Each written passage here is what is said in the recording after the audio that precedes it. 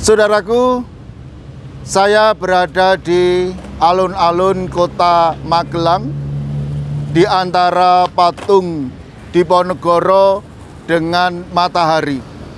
Mari, pada kesempatan yang indah ini, bersama-sama kita akan PA kembali. Tetapi sebelumnya, kita akan berdoa. Kami bersyukur kepadamu Tuhan karena Engkau menyertai kami, sehingga kami bersama-sama bisa PA online pada saat ini. Kami akan membahas firman-Mu.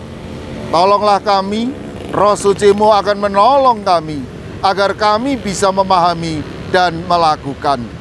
Di dalam nama Tuhan kami Yesus Kristus kami berdoa. Amin.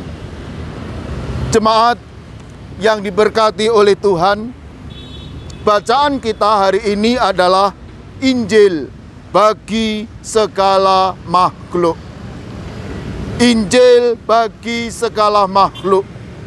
Markus 16 ayat 9 sampai 20. Saudara, salah satu persoalan serius adalah krisis ekologi. Krisis ekologi bukan hanya masalah kita di daerah Magelang, tetapi juga masalah di Indonesia, bahkan secara global dunia. Semua orang pada saat ini sedang mempermasalahkan adanya krisis ekologi. Kita lihat adanya kerusakan, adanya ketidakseimbangan alam. Semua ini terjadi karena ada masalah ekologi. Dan ini masalah kita bersama. Baik kita sebagai pribadi, kita sebagai anggota gereja, ataupun juga kita sebagai anggota masyarakat. Dan kita dipanggil untuk merawat dunia ini. Kita bisa melihat bagaimana data mengenai kerusakan lingkungan. Semua ini berpengaruh pada perubahan iklim. Dan saudara lihat, banyaknya badai-badai yang ada, banyaknya bencana alam, tanah longsor dan sebagainya. Semua ini terjadi karena masalah ekologi. Pada saat pandemi corona, ketika banyak pabrik tutup, ketika banyak sekali lalu lintas yang sepi, bumi sedang bernapas memulihkan keadaan dirinya. Mari kita melihat bagaimana pendapat Markus tentang masalah ekologi ini. Injil Markus berkisah tentang Yesus yang 3 kali menampakkan diri setelah kebangkitannya. Dan penampakan yang ketiga, Yesus berada di tengah-tengah muridnya. Dalam pertemuan inilah Yesus berpesan agar mereka pergi ke seluruh dunia dan memberitakan Injil kepada segala makhluk.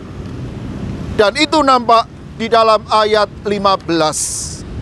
Saudara, ketika Markus berkata makhluk, terjemahan dari kata thesis yang berarti seluruh ciptaan, sakaing tumitah, tidak hanya manusia, tetapi juga alam, hewan, tumbuhan, bahkan dunia ini.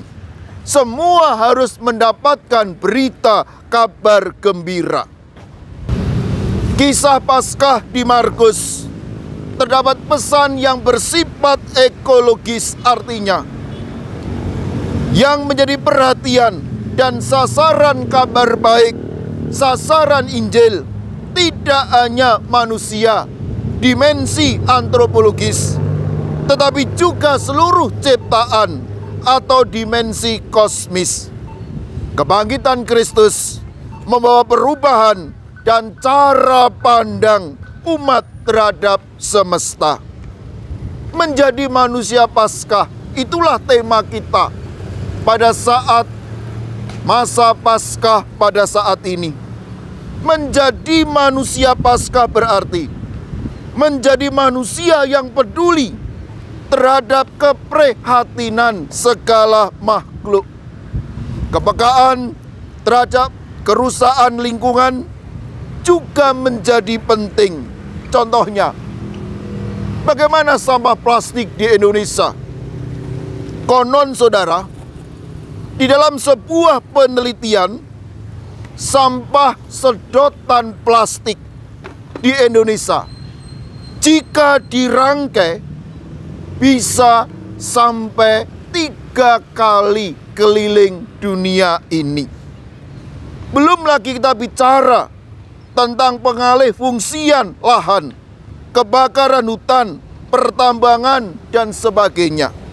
Artinya, kerusakan alam merupakan pergumulan nyata yang perlu disikapi.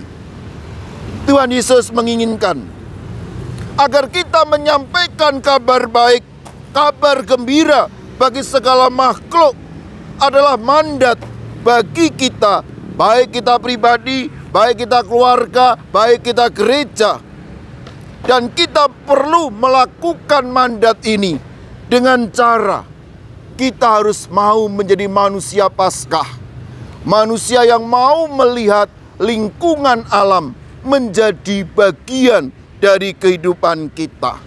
Ingat, kita ini diciptakan oleh Tuhan sebagai mandataris Allah, dengan harapan lewat kita dunia menjadi lebih baik.